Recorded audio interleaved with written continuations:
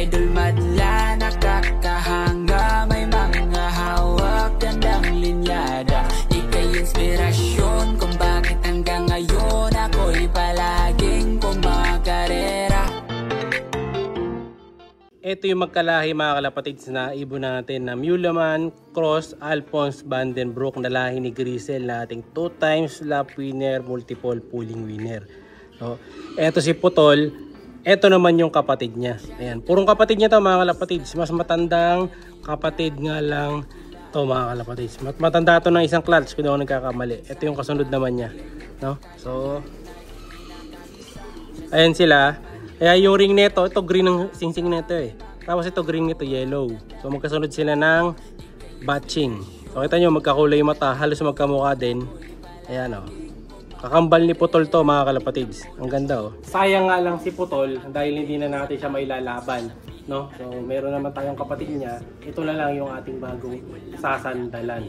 So ito yung isa. Pakita ko sa inyo. No? Itong off color na to, hindi ko na dapat lalaban to mga kalapatids eh. Ito na dapat yung gagawin kong pamparami natin ng ganitong kulay. Kasi wala pa akong ganitong kulay. Yan. Alam nyo naman, kukoleksyon din tayo ng mga kakaibang kulay. Gusto ko hanggat maaari. Bawat isang kulay meron tayo. Yan. Kung kaya naman. Pero pag di kaya, nabebenta ko din. So ito yung isa. Ay, ganda ng kulay nito. So para siyang recessive red na Tiger Grisel mga kalapatids. Yan. Grisel siya. O, ayan o. Parang Grisel lang eh. Hindi ko lang kung Tiger Grisel siya eh. Pero ang ganda ng pattern niya. Maputi yung ulo niya. Tapos sa buntot niya walang ibang kulay. Yung bagwis niya wala ring ibang kulay. Sa side na to wala ring ibang kulay. Ay may isa. Ito pumangit lang dito.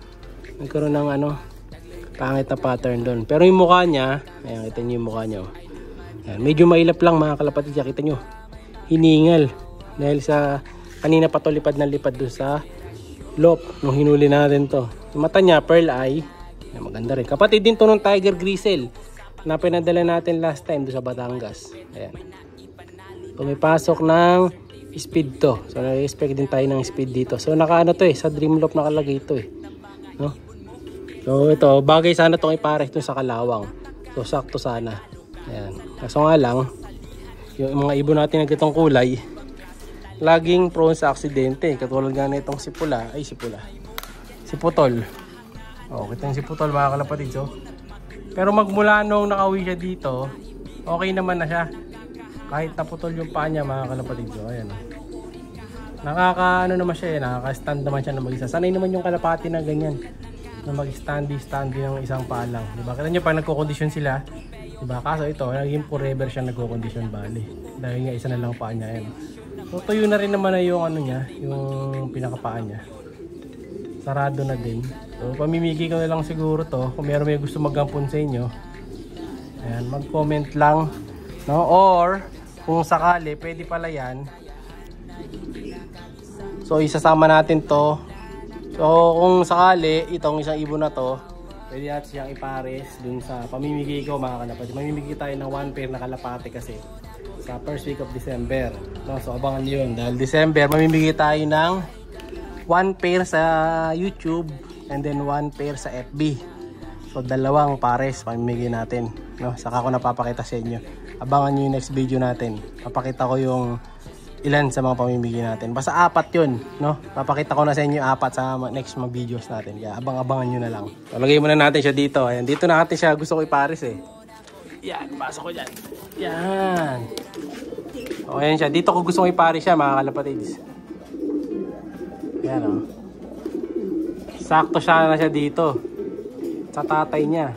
Ayan, o. Bumabara-bara ako na. Pero babae yan, mga kalapatids. Saka halos ready to pair na yung edad nito, eh. Ayan, o. Bumapares na. Dito sana siya mapapares, o, sa tatay niyang Kalawang. Ayan o, diba? Bagay sila mga kalapatids. Yan ang tatay niya.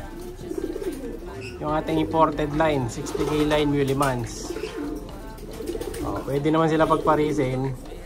Pero titingnan-tingnan ko muna. So sakto sana to mga kalapatids. Inbreed na Meulemans naman ang lalabas.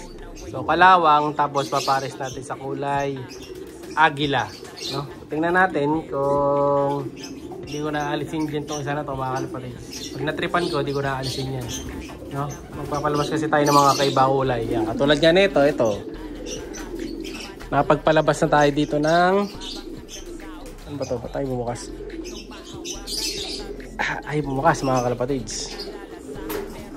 Ng iba kulay. O, ayan.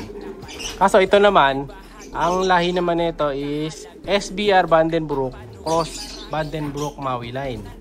So, Speedbird din to mga kalapatids. Pero yan, iba din ang kulay, oh. Kulay paro-paro naman. Di ba? So, nakakapagpalabas tayo ng mga ganyang kulay. Tapos may pagka semi-saddle pa. Halos, kaso maraming mismark sa mukha eh. Kaya naghahanap ako ng puting hen sana. Kaso wala na akong bakanting puti na hen. So, wala akong mapares dito sa kanya. So, hinaharapan pa natin ng kapares to. No? So, try ko mag-acquired. So, hahanap tayo ng mga Louis Chu line na puti. Pwede nating pares dito. Ayan, no? So, baka may alam kayo nagbebenta ng mga white lines dyan na solid. Bibili tayo, papares natin dito. No? So, nagpaparami tayo ng off color dyan eh. Pero ito, minapalabas na nga akong isang puti ulit dito eh. Kaso isa lang ang anak mga kalapatids yan. Anak ni Batman. Ito yung nanay nun. Oh, naglabas siya ng ganyang kulay. Oh, ayan, puti oh. Ito yung nanay nun eh. So, pwede rin sana siyang ipares ulit dito sa nanay niya. Kaso, mag-uulit lang yung kulay. Kaya gusto ko iba. Ibang white naman sana. So, pag wala, ito, dito ko papares yun. Titingnan ko. Ito, may isa pa ako dito kasing white. Yan. Ito kapatid to nun. Magkapatid kasi sila eh. Kaya ayoko sanang ipares yan. Yan. So, Jansen Relax to eh. Pinakapares niya. Tingnan natin. Pag walang similya to, medyo sumasabli kasi similya niyan eh. Ayan. Bibili nga sa akin yan. Kaso, hindi nga natin ina-out dahil medyo sumasabla yung ano niya. Similya niya. Minsan may similya. Minsan wala. So, baka maano tayo. Pahiya tayo. Mamaya hindi na magsimilya sa kanya eh. So, ito... Merong may itlog dito na hindi na naman yata nililimliman.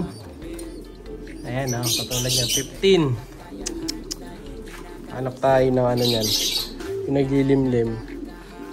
Ito masyado kasing malayo mga kalapatids eh.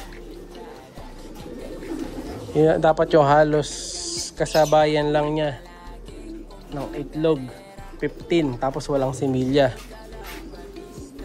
Ito, pwede dito. Hindi ko pa na-check to kung may similya itong itlog ng dalawa na to. Tingnan natin.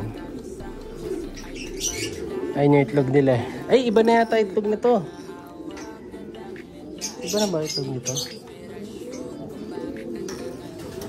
Hindi, iba yan. Iba pala. Ito pala yun. Yung pinalitan natin dati. No? Nakakalimutan ko talaga eh. So, ito ay malayo rin. Ayan, 4, 5. So, malalayo. Ito tinayuan na to eh. Nilipat ko na itlog niya. Nalis ko na. So ayun. Mukhang tinayuan nga yung pugad nun. Oh. Ito nyo. Hindi naglilimlim mga kalapatids. So inalisan niya. Medyo malikot yung hen eh. Patay-pat. So hanap natin ng ibang mapaglilipatan. So ayun nga. Ay si Putol. So kung meron gusto magampun sa kanya naman. Pwede naman. Kayo na bahala kumuha. Kunin nyo dito. Or pa-ship natin sa inyo. Team na lang kayo kaagad. Kung ano, kung merong talagang may gusto pero kung wala naman, kasama nga natin siya dun sa parapol. So parang free na lang siya dun sa 1 pair na pamimigay ko. So baka sa next vlog, yung next na ipaparapol natin. Bibidyo ko yan. Pero for now, kukunin ko muna yung Japan. Saka yung papakita ko sa inyo yung ginagawa natin dito na 1-day feed